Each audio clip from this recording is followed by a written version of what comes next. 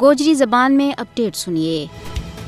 ایک پاس ہے دنیا پار میں 13 فروری نہ خواتین کو عالمی تہڑو منایا جا رہا ہے، لیکن دوجا پاس ہے ہندوستان اور کشمیر میں سوانیہ کی حفاظت، وقار اور عزت کی دجی اڑائی جا رہی ہیں۔ بھارتی دارالحکومت دہلی دنیا میں ریپستان سٹی کا نال مشہور ہے۔ سوانیہ کے نال عصمت دری کا حوالہ نال بھارتی فوج بدنام زمانہ ہے۔ بھارت کشمیری آزادی پسند عوام نہ روحانی سزا دین اور تذلیل و تحقیر کرنے واسطے عصمت دری نہ فوجی حربہ کا طور پر استعمال کر رہا ہے۔ 1989 تو ہن تک بھارتی درندہ صفت فوج نے 11,265 کشمیری خواتین کی چادر عصمت نہ پامال کی ہوا ہے۔ اس تو علاوہ 22,980 سوانیہ نہ بیوہ کر دی تو گیا ہوا ہے۔ سوانیہ نہ بھارتی فوج کی طرف اکثر نشانوں بنائے جائے تاکہ کشمیریاں نہ ڈرا دھمکا کے جابرانہ قبضہ کے خلاف آواز چانتوں روکیو جا سکے۔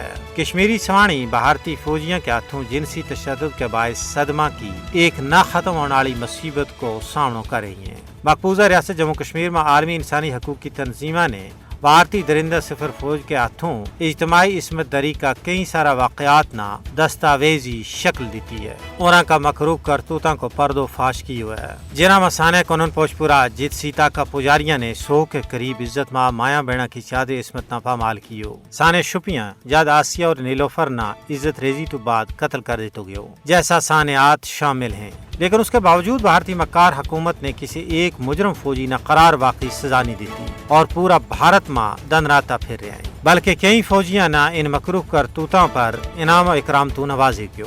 کشمیری عوام ان دل خراش سانحات نہ کسی بھی صورت میں فراموش نہیں کر سکتے۔ اس جنگی حربہ کے طور پر استعمال ہونے والا جنسی تشدد پر قابو پان واسطے بین الاقوامی برادری نہ جاگن کی ضرورت ہے۔